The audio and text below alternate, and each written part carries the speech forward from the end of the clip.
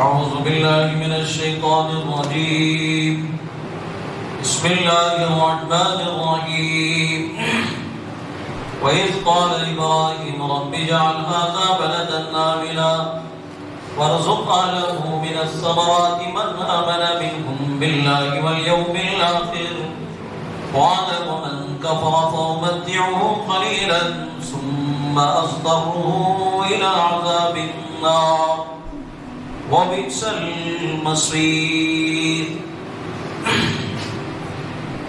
صدق اللہ العظیم.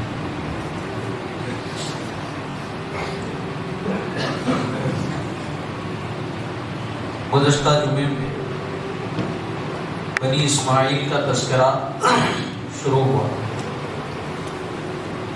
وَإِذِ ابْتَلَىٰ إِبْرَاهِيمَ رَبُّهُ بِكَلِمَاتٍ فَأَتَمَّهُنَّ. اللہ پاک بنی اسماعیل کا تذکرہ کر رہے ہیں. اس سے پہلے بنی اسرائیل کا تذکرہ تھا، اب بنی اسماعیل کا تذکرہ چل رہا ہے. گزشتہ آیات میں حضرت ابراہیم علیہ السلام کے آزمائش کا اللہ نے تذکرہ کیا. پھر آپ کے آزمائش پر آپ نے جو کامیابی حاصل کی اور اللہ کے ساتھ وفاداری کا ثبوت دیا اور اللہ کے حکموں کو پورا کیا، اس پر اللہ تعالیٰ نے حضرت ابراہیم کو انعام دیا. اور وہ انعام کیا تھا؟ انی جاعلک للناس اماما، کہ میں تمہیں کیا بناؤں گا؟ امام صاحب بناؤں، لوگوں کا پیشوا بناؤں، لوگوں کی امامت عطا کروں. اس سے پتہ چلتا ہے کہ امامت کتنا اہم منصب ہے اور کتنا بڑا مقام ہے اللہ کے نزدیک اس کا، کہ اللہ اپنے خلیل اللہ کو اتنی ساری آزمائش سے گزارنے کے بعد جو انعام عطا فرماتے ہیں وہ لوگوں کی امامت کا انعام عطا فرماتے ہیں. کتنا اونچا مقام ہے. تمام انبیاء کا منصب ہے یہ امامت. لیکن بڑے افسوس کے ساتھ کہنا پڑتا ہے کہ آج اس منصب اور اس مقام کی حیثیت ہمارے نزدیک کچھ نہیں رہی. بہت تکلیف سے یہ بات کہنی پڑتی ہے.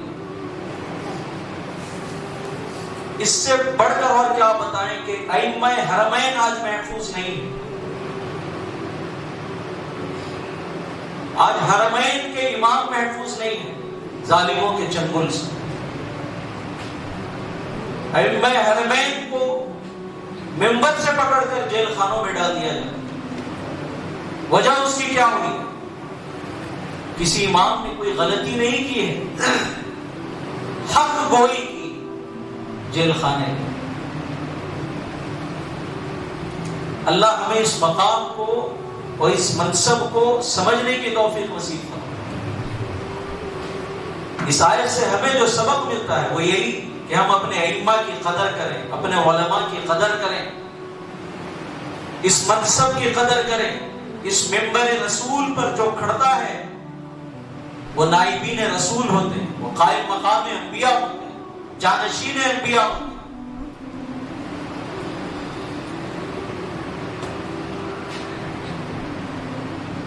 اور یہ قرب قیامت کی علامت ہے اور نبی علیہ السلام کی پیشین گوئی ہے کہ جس طرح بنی اسرائیل نے انبیاء کی توہین کی، انبیاء کو قتل کیا، انبیاء کی بے حرمتی کی، تو بنی اسرائیل کے ہو بہو اس کے نقش قدم پر ایک دور آئے گا کہ میری امت کے لوگ چلیں گے. تو وہ اپنے انبیاء کو قتل کرتے تھے، یہ اپنے ائمہ کو گھسیٹ کر منبر سے باہر کریں. وہ اپنے انبیاء کی توہین کرتے تھے، یہ منبر رسول پر کھڑے ہونے والے ائمہ کی توہین کرتے. یہ خدام بیت اللہ ہیں، اللہ کے گھر کے خادم ہیں. کہیں ہم غلط فہمی میں بھی اس کے شکار نہ ہوں کہ یہ ہمارے خادم اور غلام. نعوذ باللہ. کبھی اس غلط فہمی میں بھی شکار ہوں. امت پر جو آفتیں، بلائیں، مصیبتیں آ رہی ہیں، اس کا ایک سبب یہ بھی ہے کہ امت نے وارثین انبیاء کی قدر کو اپنے دلوں سے گھٹا دیا، گرا دیا. جو امت اپنے رہنماؤں کی، جو امت اپنے پیشواؤں کی قدر نہ کرے گی، پھر وہ امت زمینی اور آسمانی بلیات اور آفات کا شکار ہوگی. ہم سارے وجوہات پر غور و فکر کرتے ہیں، مگر اس ایک وجہ سے ہٹ کر ایک حقیقت ہے جس کا کوئی انکار نہیں کیا جا سکتا، کوئی انکار نہیں کیا جا سکتا. کتنا اونچا مقام اللہ کے نبی علیہ الصلوۃ والسلام فرماتے ہیں، ارے تم ان کو ہدیہ تحائف دینے کی ضرورت نہیں ہے، وہ لاکھوں میں ہزاروں میں ڈھونڈتے بھی نہیں ہیں. انہوں نے تو اپنی سب کچھ قربان کیا ہے دین کے لیے. چاہتے تو وہ بھی ڈاکٹر بن سکتے تھے، وہ بھی انجینئر بن سکتے تھے، وہ بھی اپنا کاروبار کر سکتے تھے، وہ بھی ہزاروں میں کما سکتے تھے، لاکھوں میں کما سکتے تھے، وہ بھی pant shirt coat pant tie پہن کر فخر سے مغربی اور ان کے تہذیب، مغربی تہذیب اور تمدن کو اپنا کر کے اس پر فخر کر سکتے تھے. نعوذ باللہ. اللہ نے ان کو اپنے حفظ و امان میں رکھا اور دین کی خدمات کے لیے قبول کیا. شروع ہی سے مجاہدات. ایک بچے کو ہم اسکول بھیجتے ہیں تو اس کے کتنے ناز و نخرے ہم اٹھاتے ہیں، اس کے تعلیم حاصل کرنے تک اس پر لاکھوں کے ہم خرچ کرتے ہیں. اس کو ہم ڈرائی فروٹس کھلاتے ہیں کہ دماغی اعتبار سے بھی بچہ اسٹرانگ ہو. اور 5-6 سبجیکٹس میں یہ ڈاکٹر، انجینئر اور دنیا کے بڑے بڑے فلاطن بن جاتے ہیں. ایک مدرسے میں ایک طالب علم 14 سبجیکٹ پڑھتا ہے، کوئی ڈرائی فروٹس نہیں، کوئی ناز و نخرے کے کھانے نہیں. بڑی تکلیفوں اور مجاہدوں اور محنتوں کے ساتھ اساتذہ کے جوتیوں کو سیدھا کر کے، سوکھی موکھی روٹیاں کھا کر کے امت کے رہنمائی کے لیے اپنے آپ کو قربان کرتے ہیں، وقف کرتے ہیں. جب جا کر ہمارے بچوں کی کھڑے ہو کر آج تربیت کرتے ہیں، بیٹھ کر تربیت کرتے ہیں. مگر افسوس ہم نے ان کے مقام کو کتنا گرا دیا. بہت افسوس ہوتا ہے. یاد رکھو، جس محلے کا امام خوشحال ہوتا ہے اس محلے میں اللہ کی رحمت برستی. تم دیکھو جس محلے کا امام خوش ہے، سمجھ لینا یہ محلہ خوشحال ہے. ان کے دلوں کو خوشیاں دو. ان کا کوئی مطالبہ تم سے نہیں ہوتا. چھوٹی موٹی تنخواہوں پر صاف صفائی کے ساتھ اپنا گزارا کرتے ہیں. کون ہے یہ؟ جانشین انبیاء ہیں. کون ہے یہ؟ کہاں کھڑتے ہیں یہ؟ منبر رسول پر کھڑتے ہیں. میرے دوستوں، غور کرنے کا مقام ہے. آج معاملہ بالکل الگ تھلگ ہے. ائمہ دین کی، علماء کرام کی قدر ہمارے دلوں سے گھٹ گئی ہے. آج کہنا پڑتا ہے کہ اپنے رہنماؤں کی قدر کرو. کوئی نہیں ان کے لیے آواز اٹھاتا، کسی سے اپنے گلے شکوے نہیں کہتے. تعرفهم بسیماهم لا يسألون الناس الحافا. پیشانیوں سے سمجھو ان کو. یہ لوگوں سے چمٹ کر سوال بھی نہیں کرتے.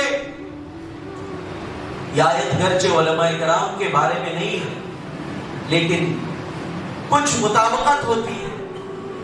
میں ان کی پریشانیوں کو، ان کی دقتوں کو، ان کے حالات کو سامنے رکھ کر میں آیت پڑھ رہا ہوں. یہ حالات ہیں کن کے؟ جو ہمارے بچوں کی تربیت کرتے ہیں، جو ہمیں دین سکھاتے ہیں، جو ہمارے اعمال کے ذمہ دار ہیں. ایک امام جب نماز پڑھاتا ہے سامنے پیچھے اس کے 100,000 مقتدیاں کھڑے ہیں، ان تمام 100,000 مقتدیوں کے اعمال کا ذمہ دار امام ہوتا ہے. کتنے بڑے پریشر کو لے کر کھڑا ہوتا ہے منبر رسول پر. اور جنہوں نے بھی کی کھلے عام توہین کی ہے اللہ کی پکڑ میں آئے. میں یہاں یہ بات نہیں کہتا کہ آپ اس طرح کر رہے ہیں، میں ایک عام سی بات کر رہا ہوں. یہ کہیں ڈھکی چھپی بات نہیں ہے، یہ عام ہے. آج قرب قیامت کی علامت ہے. جن کے چہروں کو دیکھنا عبادت، جن کے ساتھ بیٹھنا عبادت، جن کے ساتھ مصافحہ کرنے پر ثواب، جن کی مثال ستاروں کے مانی. آج ہم نے ان کے مقام کو کیا کر کے رکھا؟ ہزاروں علماء ہر سال فارغ ہوتے ہیں، ہزاروں، 20,000 صرف ہمارے ملک سے. کوئی ایک اونچی اور اچھی صلاحیت کا قابل امام ہمیں نہیں ملتا. وجہ اس کی کیا ہے؟ کیوں اس منصب سے دور بھاگ رہے ہیں آج علماء کرام؟ کیونکہ اس منصب کو ہم نے سمجھا نہیں، اس کی قدر نہیں کی، اس کی عزت نہیں کی، اس کی توہین کے درپے ہوئے. تو کیوں آئیں گے یہاں پر؟ اور جب وہی یہ راستہ چھوڑ دیں، اس منصب کو چھوڑ دیں، تو کون ہے کہ ہمیں اعمال سکھائے؟ کون ہے ہمیں سیدھا راستہ بتلائے؟ کون ہے ہمیں بیٹھ کر قرآن کی تعلیم دے گا؟ کون ہے ہمارے بچوں کی تربیت کرے گا؟ اسی لیے اپنے خصوصاً اپنے علاقے کے علماء سے محبت کی تھی. مہمان بن کر کوئی عالم دین آتا ہے، میں کسی کی قدر میں کمی کرو یہ نہیں کہتا، سب کی قدر کرو، تمام امت کے علماء کی آپ قدر اور احترام کرو. سال میں 2 سال میں کبھی مہمان بن کر کوئی عالم دین آتا ہے، مقرر آتا ہے، ہم ڈھونڈتے ہیں اس کی قدر میں. اور وہی جو 24 گھنٹہ ہمارے اعمال اور عبادت کو ٹھیک کرنے میں اور سکھانے میں لگا رہتا ہے، آج ہمارے نزدیک اس کی کوئی حیثیت نہیں ہے. ہم ان کے دلوں کی دعائیں لیں، پھر وہ بیٹھ کر دعا کرتا ہے، اللہ ان کے حالات پر رحم فرما، اللہ ان کے روزی میں برکت نصیب فرما، اللہ ان کے گھروں میں برکت نصیب فرما، اللہ ان کی مغفرت فرما، ان کے مرحومین کی مغفرت فرما، اللہ ان کے نسلوں کی حفاظت فرما. اور سلے میں ہم یہ دے رہے ہیں. یہ مقام کو مجھے بتانا تھا، واللہ مجھے کسی کی توہین کرنا مقصد نہیں ہے. میں قرآن پاک سامنے لیے بیٹھا ہوں، پوری امانت داری کے ساتھ کہہ رہا ہوں، پوری امانت داری کے ساتھ کہہ رہا ہوں. بتاؤ میں نے جتنی باتیں کی ہیں کیا اس میں کوئی ایسی بات میں نے کہی ہے جو غلط ہے؟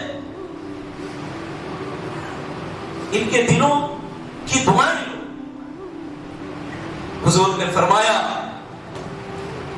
کہ کعبۃ اللہ کو دیکھنا عبادت ہے، قرآن کو دیکھنا عبادت ہے، محبت سے میرے وارثین یعنی علماء اکرام کو دیکھنا بھی عبادت ہے. فقی ابو اللیث سمرقندی رحمت اللہ علیہ فرماتے ہیں تنبیہ الغافلین میں کہ اگر دیکھو کہیں علمی مجلس لگی ہوئی ہے اور اس مجلس میں سوائے علماء کی دیدار کے اور کوئی منفعت نہ ہو، تو ایک عقل مند کے لیے ضروری ہے کہ وہ اس مجلس میں بیٹھنے کی رغبت رکھے.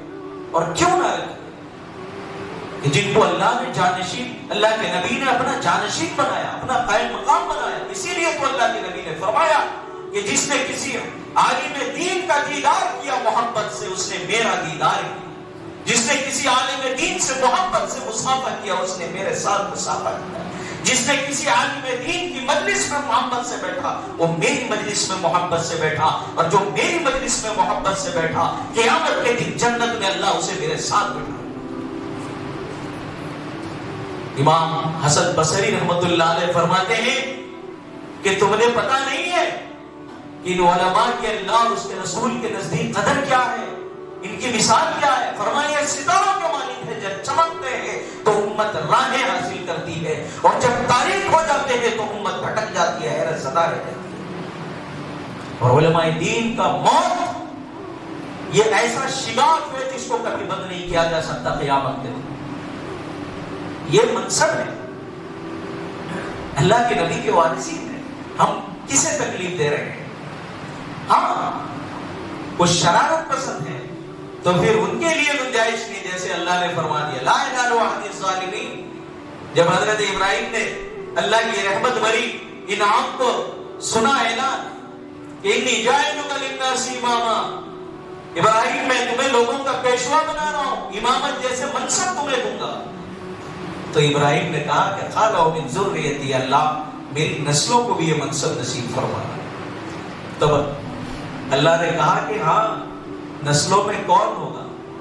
جو فرما بردار ہوں گے، ظالموں کو نہیں دوں گا یہ منصب۔ تو ائمہ شرارت پسند انسان ہونے کے ناطے اگر کوئی اس طرح کے فتنوں کا ظہور ہوتا ہے، ہم ان کے ساتھ جو فیصلہ کریں وہ الگ ہے، ہم ان کو احترام اور ادب سے اگر ان کو بے دخل کرتے ہیں اس منصب سے، وہ الگ مقام ہے۔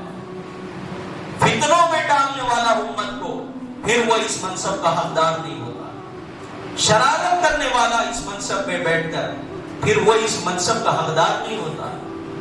لیکن جو ہماری عبادت کا ذمہ دار ہزاروں عابدین، نمازی، مقتدی کا ذمہ دار ایک امام ہوتا ہے جس کے سر پر ہزاروں مقتدیوں کے بوجھ ہوتے ہیں۔ اگر اس کی نماز خراب ہوئی، سب کی نماز گئی۔ تم ہزاروں کے مجمع میں کھڑے ہو، فاسد کرنے والی نماز کو کوئی چیز کا تم سے ضرور ہو گیا، تم اپنی نماز خراب کر۔ اگر امام کی نماز خراب کر لی امام نے تو سب کا بوجھ اس پر پڑ جائے۔ کتنی بڑی ذمہ داری جو صبح اٹھتے ہی ہمارے بچوں کو قال اللہ قال رسول سکھائے، جوان بولتے ہی ہمیں قرآن کی تلاوت کر کے سنائے۔ جب ہمارے نزدیک دین کی حیثیت اور قدر ہوتی، جب ہمارے نزدیک قرآن جیسے کتاب اللہ اور عظیم دولت کی حیثیت اور اس کا مقام اور مرتبے کو ہم سمجھتے، تو پھر اس کے حاملین کے ساتھ میں ہم برا سلوک نہ کرتے۔ سوچو دوستو، اس کے پیچھے بہت ساری خرابیاں ہیں کہ ہم نے دین کو صحیح طور پر سمجھا نہیں، ہم نے مقام نبوت کو سمجھا نہیں، ہم نے ممبر رسول کو سمجھا نہیں، ہم نے قرآن کو سمجھا نہیں، دین اسلام کو صحیح طور پر ہم نے فالو نہیں کیا۔ غیروں میں جا کر ڈھونڈو کہ اپنے رہنماؤں کی کیسے وہ قدر کرتے۔ کیا مسلمان ہی اس چیز کے لیے ملا کہ اپنے رہنماؤں کو ہی ذلیل و رسوا کرنے کی کوشش کریں؟ کیا یہ دنیا کا اتنا سستا طبقہ ہے کہ جو چاہے اس کی کالر پکڑ لے، جو چاہے اسے کچھ کر دے؟ قرب قیامت کی علامت ہے۔ ان العلماء ورثۃ الانبیاء، اللہ کے نبی فرماتے ہیں یہ علماء میرے وارثین ہیں، میرے وارثین ہیں، میرے وارثین ہیں، میرے جانشین ہیں، میرے قائم مقام ہیں۔ ان کی قدر کرنا،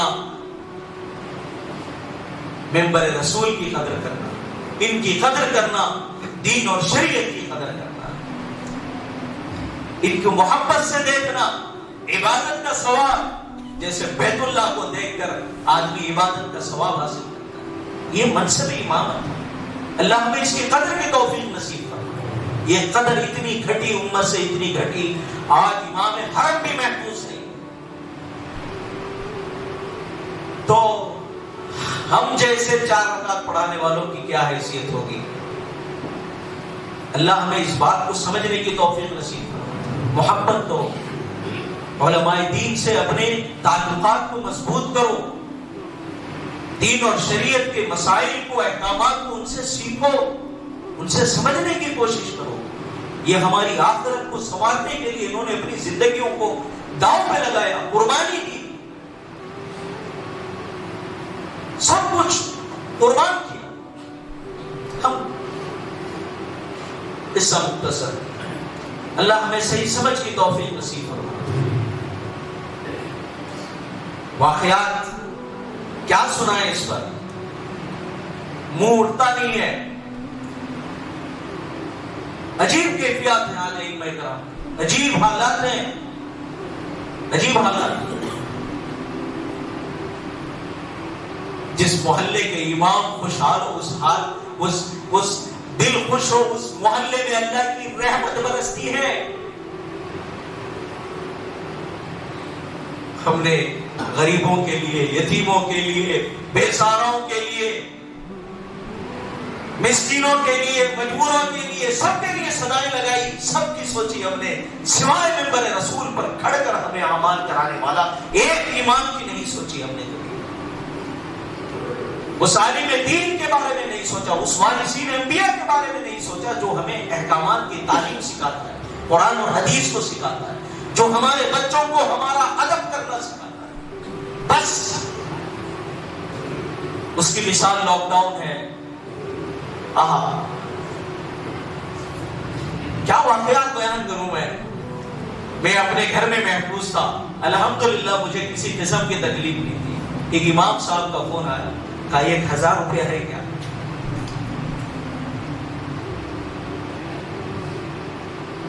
روڈ میں چلنے والے بھکاری خوش تھے، اپنے گھر میں چاول کے موٹے پہنچ رہے تھے، راشن پہنچ رہے تھے۔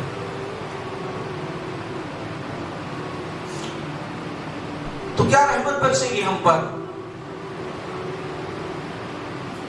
کئیوں کو نکالا گیا، پورا محلہ مل کر ایک امام کو نہیں سنبھال سکا۔ افسوس، صد افسوس کہ تنخواہ نہیں ہے مسجد میں دینے کی۔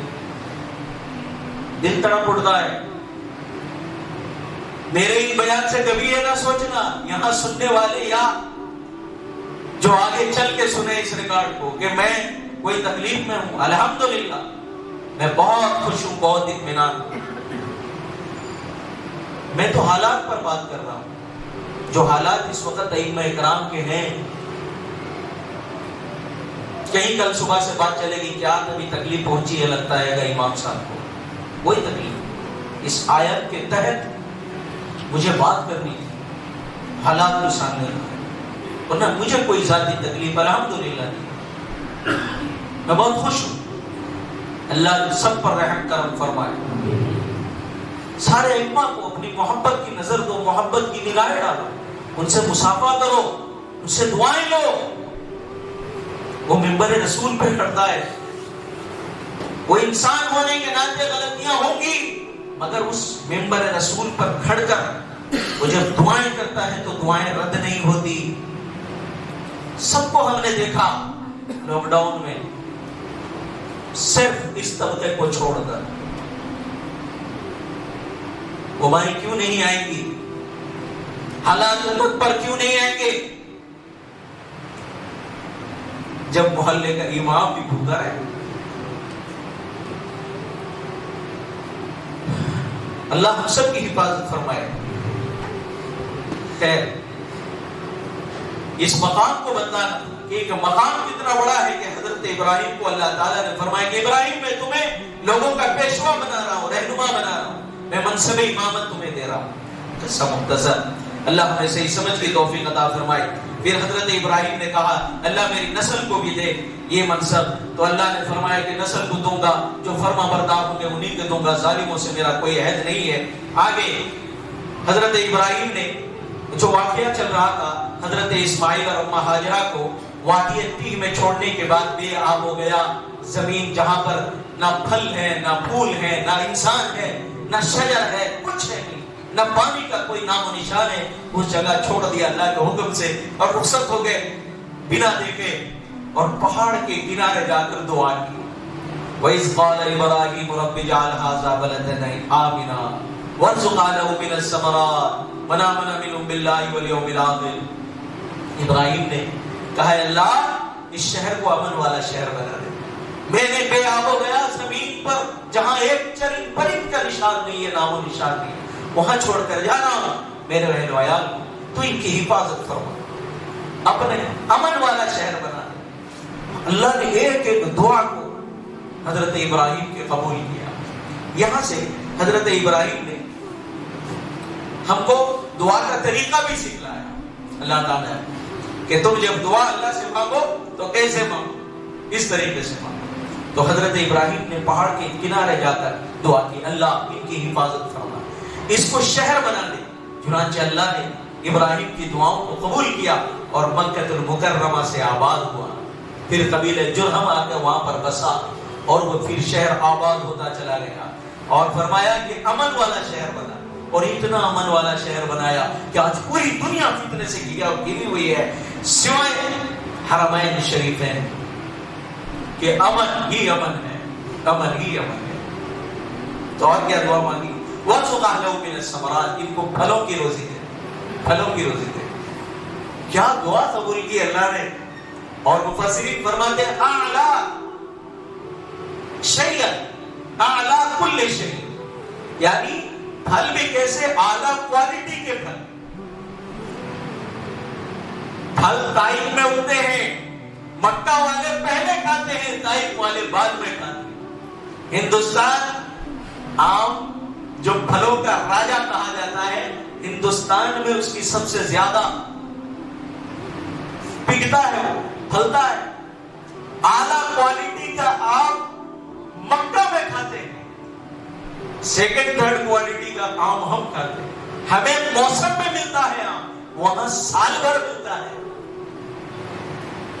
دنیا کے کونے کونے سے اول اور اعلیٰ قسم کے پھل مکہ میں پہلے آتا ہے، وہاں کے علاقے کے لوگ بعد میں کھاتے ہیں.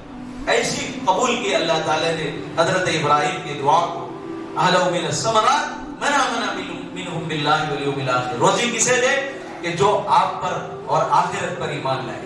یہاں پر حضرت ابراہیم تھوڑا ڈر سا گئے، یوں کہ جب کہا تھا وہاں پر کہ اللہ امامت کا منصب میری نسل کو دے تو وہاں عام انداز میں کہا تھا، وہاں متعین نہیں کیا تھا کہ فرما برداروں کو دے. تو اللہ نے فوراً ٹوکا تھا لا ینال عہد الظالمین، دوں گا مگر سب کو نہیں، فرما برداروں. تو یہاں ابراہیم نے حد کے اندر رہتے ہوئے کہا کہ من آمن منہم باللہ، اللہ جو آپ پر ایمان لائے اور آخرت پر انہی کو دی. تو پھر اللہ تعالیٰ نے کہا کہ اتنی تخصیص کرنے کی ضرورت نہیں ہے. وَقَالَ وَمَنْ كَفَرَ فَأُمَتِّعُهُ قَلِيلًا ثُمَّ أَضْطَرُّهُ إِلَىٰ عَذَابِ النَّارِ. جو کفر کرتے ہیں، میرا انکار کرتے ہیں، ان کو بھی دنیا میں تھوڑی بہت روزی دوں گا، پھر مجبور کر دوں گا ان کو جہنم کے عذاب کی طرف، اور بہت برا ٹھکانہ ہے. ایک اور ایک رزق، دونوں کا معاملہ مختلف ہوتا ہے. اللہ کی ایک صفت ہے رحمان، اس کے معنی ہے رحمت کی. ایک صفت ہے رحیم، اس کے بھی معنی ہے رحمت کی. لیکن رحمان کی صفت عام ہے جو دنیا میں کافر کو بھی ملتی ہے، مشرک کو بھی ملتی ہے، ایمان والے کو بھی ملتی ہے، یہودی کو ملتی ہے، نصرانی کو ملتی ہے. اسی لیے آج تو اللہ کی نافرمانی کرتے ہوئے بھی اللہ روزی پھیلاتے، روزی دیتے. لیکن جو رحیم کی رحمت کی صفت ہے، اللہ تعالیٰ مومنین کو عطا فرمائیں گے روزے معیشت. وہ مخصوص ہے صرف مومنین کے لیے. تو آگے فرمایا وَإِذْ يَرْفَعُ إِبْرَاهِيمُ الْقَوَاعِدَ مِنَ الْبَيْتِ وَإِسْمَاعِيلُ رَبَّنَا تَقَبَّلْ مِنَّا إِنَّكَ أَنْتَ السَّمِيعُ الْعَلِيمُ. اب جب تعمیر کر رہے تھے حضرت ابراہیم، اور جب تعمیر کر رہے تھے ابراہیم اور اسماعیل بیت اللہ کی، تو انہوں نے یہ دعا کی. کیا دعا کی؟ ربنا تقبل منا انک انت السمیع العلیم. 4 دعائیں کی حضرت ابراہیم علیہ السلام نے بیت اللہ کو تعمیر کرتے ہوئے. دونوں باپ بیٹوں نے، حضرت ابراہیم اور اسماعیل علیہ السلام، 4 دعائیں کی. سب سے پہلی دعا قبولیت کی دعا تھی.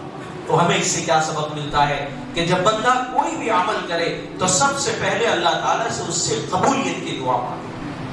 بندے نے نماز پڑھی، نماز پڑھتے ہی سلام پھرا، السلام علیکم ورحمۃ اللہ. امام صاحب پورے طور پر پھرے نہیں رہتے، وہ دروازے تک پہنچ گیا ہے. دعا قبولیت کی کہاں کیا تھی؟ اعمال کیا تو تھوڑی سے اللہ سے معاف تو لو. اللہ سے فرائض کے بعد اللہ دعاؤں کو قبول کرتے، اعمال کے بعد اللہ دعاؤں کو قبول کرتے. اعمال کرنے کے بعد اللہ سے دعا مانگو، اللہ اسے قبول فرما، قبول فرما. چونکہ انبیاء اپنے کارناموں پر ناز اور فخر نہیں کرتے. انبیاء اپنے کارناموں پر ناز اور فخر نہیں کرتے. فتح مکہ کے دن نبی علیہ السلام جب شہر مکہ میں داخل ہو رہے تھے، آقا اگر چاہتے تو ایک سے بدلا لیتے، لیکن اتنی عاجزی کے ساتھ مفسرین فرماتے ہیں کہ سواری کے کھجاوے کے ساتھ آقا کا سر یوں لگا ہوا تھا. داخل ہوئے اور سواری سے اترتے 8 رکعت شکریہ کی نماز ادا کی۔ حضرت سلیمان علیہ السلام کو اللہ نے ایسی بادشاہت دی تھی، نبی علیہ السلام فرماتے ہیں کہ سلیمان کو اللہ نے ایسی سلطنت دی تھی کہ آپ سے پہلے کبھی ایسے کسی کو نہ سلطنت ملی، نہ آپ کے بعد کبھی کسی کو سلطنت ملی، لیکن پورے چمگٹے میں تخت میں بیٹھے رہتے تھے حضرت سلیمان، اور سر یوں جھکا ہوتا تھا اور اللہ کی حمد و ثنا اور تسبیحات میں مصروف ہوتے تھے۔ ہمارے جیسے 4 رکعت پڑھ کر یوں اٹھا، اے رب بے نمازی جا رہا ہے میرا بیٹا، روزہ رکھا نہیں ہے میرا بیٹا، استغفر اللہ پڑھو، استغفر، بس 2 سجدے میں سر اٹھ گیا، 2 سجدے میں ایک ایمان والے کو گرا دیا، 2 سجدے میں ناز و نظریں اڑ گئے، فقر پہ مبتلا ہو گئے۔ اور انبیاء کیا کرتے تھے؟ کارنامے کرنے کے بعد سر جھکا کر اللہ جتنے بھی بڑے اعمال ہو جائے تیرے سایہ میں شان کوئی نہیں کر سکتا۔ اللہ کے نبی نے کیا فرمایا کہ اللہ تیری عبادت ایسے نہیں کر سکتا میں جیسی تیری عبادت کا حق ہے۔ اور ہم نے 4 سجدے مارے کیا ایسی ٹھیکے مارتے ہیں، وہ سامنے والا بیچارہ شرمندہ ہو جاتا ہے، میں نماز نہیں پڑھتا ہوں لیکن جاتا نہیں جاتا، کیا بول لیتی کہ اپنی جمعے کو آیا تو بھی بیچارہ شرمندہ سے آتا ہے، کیا بول لیتی کہ آیا ہے انہیں بڑا نمازی، انہیں ٹوپی جبہ شرعی لگا، کیا پتا ہے اس کی کون سی نماز کو اللہ قبول کرے، ہماری زندگی بھر کی نمازیں پیچھے رہ جائے وہ آگے بڑھ جائے۔ اللہ سے قبولیت مانگو، اعمال کرنے کے بعد اللہ سے قبولیت۔ تو کیا فرمایا ابراہیم نے، ربنا تقبل منا انک انت السمیع العلیم، اے اللہ ہم سے اس عمل کو قبول فرما، آپ بڑے سننے والے ہیں، ہمارے دلوں کی کیفیت کو جانتے ہیں، ہم نے اخلاص کے ساتھ اس کام کو کیا ہے، آپ کے نزدیک اخلاص کی قدر ہے، ہمارے اس عمل کو قبول فرما۔ دوسری دعا کیا فرمائی؟ ربنا وجعلنا مسلمین لک ومن ذریتنا امۃ مسلمۃ لک وارنا مناسکنا وتب علینا انک انت التواب الرحیم۔ دوسری دعا مانگی اپنی اولاد کے نیک بختی اور فرما برداری کی۔ جو نیک صالح لوگ ہوتے ہیں وہ اپنی اولاد کے لیے دینداری کی دعا مانگتے ہیں، اللہ سے فرما برداری کی دعا مانگتے ہیں۔ اولاد اگر نیک اور صالح ہوگی تو بڈھے کے ساتھ جنت میں رہے گی، اگر نیک صالح نہیں ہوگی تو جنت سے محروم ہوگی۔ وہ باپ کون ہوگا ایسا بے رحم جو دہکتی ہوئی انگار میں خود جنت میں رہے، اپنی اولاد کو جہنم میں دے دے؟ کبھی نہیں چاہیے۔ اس لیے اللہ سے دعا مانگنی چاہیے، ربنا وجعلنا مسلمین لک ومن ذریتنا امۃ مسلمۃ لک، اے اللہ ہمیں فرما بردار بنا، ہماری نسلوں کو بھی تیرا فرما بردار بنا، ہماری نسلوں کو بھی تیرا فرما بردار بنا۔ سوال یہاں اٹھ سکتا ہے کہ ابراہیم اسماعیل دونوں نبیت تھے، انبیاء تھے، نبیوں میں سے تھے، اور اتنے بڑے جلیل القدر نبی تھے اور اللہ کے فرما بردار تھے، ان کی فرما برداری میں کوئی شک نہیں ہو سکتا ہے، پھر کیوں کہتے تھے کہ اللہ فرما بردار بنا؟ تو اس کا جواب یہ ہے کہ نماز میں ہر 5 وقت کی نماز میں ہم کیا دعا مانگتے ہیں؟ اہدنا الصراط المستقیم، اللہ ہمیں سیدھے راستے کی ہدایت نصیب فرما۔ تو سیدھا راستہ وہ جانتا ہے، تبھی تو آ کر سر نیاز کو خم کیے ہوئے ہیں، اللہ کی عبادت کے لیے جھکائے ہوئے ہیں، لیکن اس پر دوام اور مداومت اور استقامت، یہ ہے اصل اس کا مقصد کہ اللہ استقامت نصیب فرما۔ تو اعمال کرنے کے بعد اللہ سے اخلاص بھی مانگنا ہے، قبولیت بھی مانگنا ہے، استقامت بھی مانگنا۔ اللہ تعالیٰ ہمیں استقامت نصیب فرمائے اور ہماری نسلوں کو بھی فرما بردار بنا۔ وارنا مناسکنا وتب علینا انک انت التواب الرحیم، اے اللہ۔ اور تیسری دعا مانگی کہ ہمیں ارکان حج کی تعلیم نصیب فرما، ارکان حج کی رہنمائی فرما، ہم کو اعمال حج کی تعلیم فرما، اس کے لیے رہنمائی فرما۔ وارنا مناسکنا، مناسک سے مراد اعمال حج ہیں، ارکان حج ہیں، تعلیم حج ہیں۔ حضرت جبرائیل علیہ السلام نے حضرت ابراہیم علیہ السلام کو جب اللہ نے حکم دیا کہ تعمیر بیت اللہ کرو، تو میں نے گزشتہ جمعے کہا تھا کہ دراصل حضرت آدم نے اس کی تعمیر کی تھی اور آدم نے حج بھی کیا تھا۔ آدم علیہ السلام کے بعد میں حوادث کا شکار ہوا کعبۃ اللہ، اور بارش کے سیلاب میں اس کی جو بنیاد تھی ڈھک گئی تھی اور ٹیلے کی ایک شکل تھی۔ حضرت جبرائیل نے آ کر وہ مقام بتایا بیت اللہ کا، اور اعمال حج بھی بتائے، مقامات حج بھی بتائے، اور مینا کا پتہ بتایا، مزدلفہ کا پتہ بتایا، عرفے کا پتہ بتایا، اعمال حج بھی بتائے، مقامات حج بھی بتائے۔ اور اللہ تعالیٰ نے پھر چوتھی دعا کی اور کہا کہ اللہ آپ بے شک توبہ قبول کرنے والے ہیں اور بہت زیادہ رحم کرنے والے ہیں۔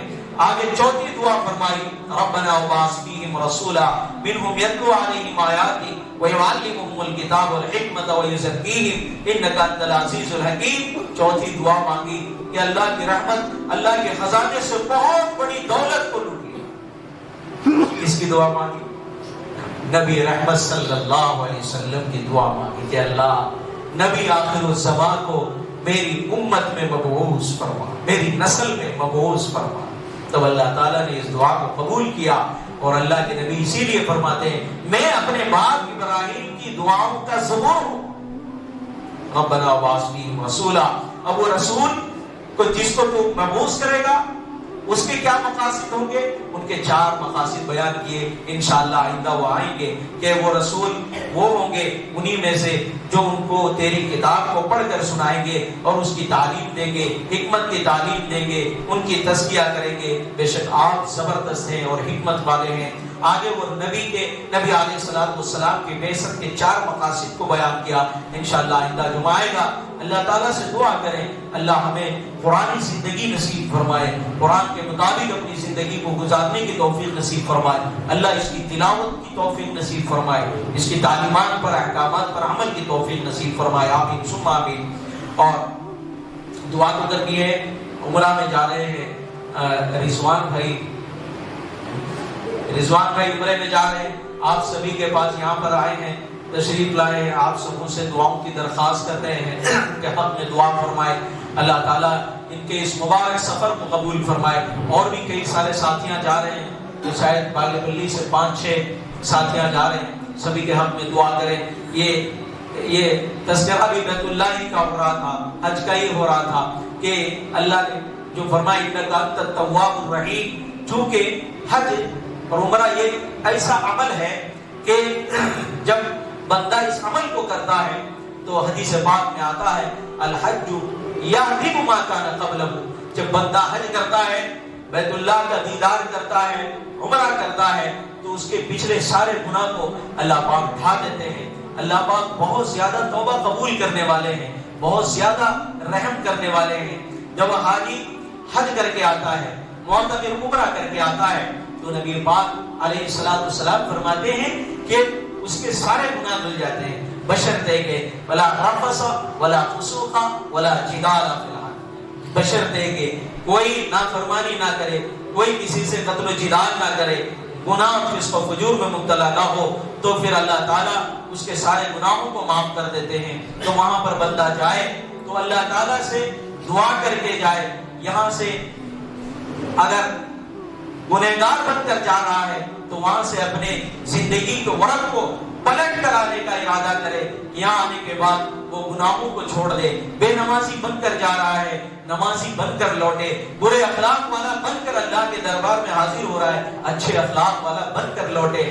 جب یہ صفات کے ساتھ بندہ لوٹتا ہے تو پھر اللہ تعالیٰ اس کے ساتھ وہ سارے وعدے جو اللہ نے اس پر کیے ہیں وہ عطا فرماتے ہیں۔ اللہ تعالیٰ کا کہ یہ خاص مہمان ہوتے ہیں جو اللہ کے گھر کے دیدار کے لیے جاتے ہیں، عمرے کے لیے جاتے ہیں یا حج کے لیے جاتے ہیں۔ اللہ ہم سب کو نصیب فرمائے، اس پوری مجلس کو قبول فرمائے، جو زیارت دیدار کر چکے ہیں بار بار نصیب فرمائے۔ ہر بار کہتا ہوں میری گزارش ہے ان لوگوں سے جو صاحب حیثیت ہیں، جن پر حج فرض ہے، میرے دوستو جیسے تم فرض سمجھ کر نماز پڑھتے ہو، ایسے ہی اسلام کے 5 بنیادی ارکان میں سے ایک رکن حج بھی ہے۔ زندگی میں اللہ نے ایک بار رکھا ہے، نماز کو 5 بار رکھا ہے۔ اس میں تکلیف کا اور اس میں مشقتوں کا اللہ نے بندے کا خیال کیا ہے۔ لا یکلف اللہ نفسا الا وسعها، اللہ تعالیٰ اپنے بندے سے اس کی طاقت سے زیادہ کا مکلف نہیں بناتے۔ زکوٰۃ میرا بندہ ہر مہینہ نہیں ادا کر سکتا، سال میں ایک بار رکھے ہیں۔ حج ہر سال ادا کرنا مشکل ہوگا، زندگی میں ایک بار رکھے ہیں۔ نعمت صبح شام دے رہے ہیں، نماز آسانی سے ادا کر سکتا ہے، 5 بار رکھتے ہیں 10-10 منٹ کے لیے۔ امت کے ہم جیسے امتی پر اللہ رحم فرمائے کہ ہم یہ 10 منٹ کا وقت بھی نہیں نکال سکتے۔ زندگی میں ایک بار اس مبارک سفر کو کرنے کے لیے بھی اپنے دلوں میں خواہشات لے آئے، اور جن پر فرض ہے اگر وہ مر گیا تو اللہ کے نبی فرماتے ہیں جس پر فرض ہو اور وہ مر جائے بغیر حج کیے تو وہ یہودی بن کر مرے یا نصرانی بن کر مرے، اللہ کو اس سے کوئی واسطہ نہیں۔ یہ کتنی بڑی غفلت ہے ہماری۔ بہت لوگ آج اس فرض میں، اور بہت لوگ عمرہ کر کے چلے آتے وہ سمجھتے ہو گیا کام، قطعی نہیں، زندگی بھر عمرہ کرتے رہو، اگر حج آپ نے ادا نہیں کیا ہے تو اللہ کے اس منصب سے، اس اپنے فریضے سے آپ دور ہو، ادا نہیں کیے ہو، اور زندگی کا بھروسہ کیا ہے؟ اگر مر گیا یہ اولاد ادا کرے گی تمہارے طرف سے؟ ان سے امید بھی رکھ رہے ہو 5 لاکھ فیوچر بن جاتا میرا، سائٹ لے لیتا ہوں، ایک 5 لاکھ عمرہ کراتا نہیں ہے اپنی اولاد والدین کے طرف سے، لاکھ روپے دے گا تو یہ حج بدل کر آئیں گے۔ اس فرض منصبی کو ادا کرنے میں ہر شخص کو جلدی کرنا چاہیے۔ جن پر یہ چیز فرض ہے اللہ کے واسطے اس میں بخیلی نہ کرو، اس فرض منصبی کو ادا کرو خوشحالی کے ساتھ، خوش دلی کے ساتھ، اخلاص کے ساتھ، اپنا فریضہ سمجھ کر۔ جیسے نماز فرض، روزہ فرض، زکات فرض، ایسے ہی حج فرض ہے۔ نماز کو چھوڑنے والا مجرم ہوگا، اور اگر حج چھوڑ دیا مر گیا تو ایسے ہی اتنی بڑا مجرم بن کر مرے گا۔ تو اللہ سے دعا کریں جن پر اللہ نے فرض کیا ہے ان کو اس فرض کو جلدی ادا کرنے کی توفیق نصیب فرمائے، اور جن پر فرض نہیں ہے وہ بھی اللہ سے مانگے۔ اس سفر میں مال کو کوئی تعلق نہیں ہے، اس سفر سے یاد رکھنا، اس سفر کا تعلق مال سے نہیں ہے۔ دل کی آواز کو اللہ کو سنا دو، اللہ بلا لیں گے، اللہ بلا لیں گے۔ جا کر دیکھو، تم حج کمیٹی کے فہرست اور لسٹ کو دیکھو، مالداروں کی تعداد سے زیادہ غربا کی تعداد ہوگی حج کر کے غربا۔ اور یہ سروے رپورٹ ہے، خصوصاً میں اپنے اسٹیٹ اڑیسہ کا بتا رہا ہوں کہ جا کر حج کمیٹی میں جب ریکارڈ دیکھتے ہیں وہاں مالداروں سے زیادہ غربا کی تعداد، جن پر فرض ہے ان کی تعداد کم ہے، جن پر فرض نہیں ہے تڑپ ہے، تو اللہ بلا لیتا ہے۔ تو جن پر فرض ہے بہت ضروری ہے، سب کریں گے انشاءاللہ۔ اہم درواج کے اس مبارک مجلس میں ایک تو درس قرآن کی مجلس، دوسرا اللہ کے ایک مہمان اللہ کے گھر کو جاتے ہیں، یہ بھی اس اعتبار سے بھی اور ایک اہمیت بڑھ جاتی ہے اس مجلس میں۔ سب کریں گے انشاءاللہ۔ جن پر فرض ہو گیا ہے، پاسپورٹ نہیں بنائے ہیں، وہ کل ہی سے اس کا راستہ کریں۔ پاسپورٹ میں آسانیاں بھی پیدا ہو گئی ہیں، بہت ساری سہولت بھی ہو رہی ہے، کل ہی پاسپورٹ کا نظام کریں جتنے جلد سے جلد ہو سکے۔ کیا گارنٹی ہے اس زندگی کا؟ چلے جائیں گے مجرم بن کر اللہ کے دربار پر کھڑ جائیں گے۔ اللہ دیا ہے اس لیے جب ہم اپنی آخرت نہ بنائیں۔ اللہ ہم سب کو صحیح سمجھ کی توفیق نصیب فرمائے، ان کے حق میں دعا کریں۔ سارے حضرات درود شریف پڑھ لیں۔ بسم اللہ الرحمن الرحیم، اللہم صلی علی سیدنا مولانا محمد وعلی آل سیدنا مولانا محمد وبارک وسلم۔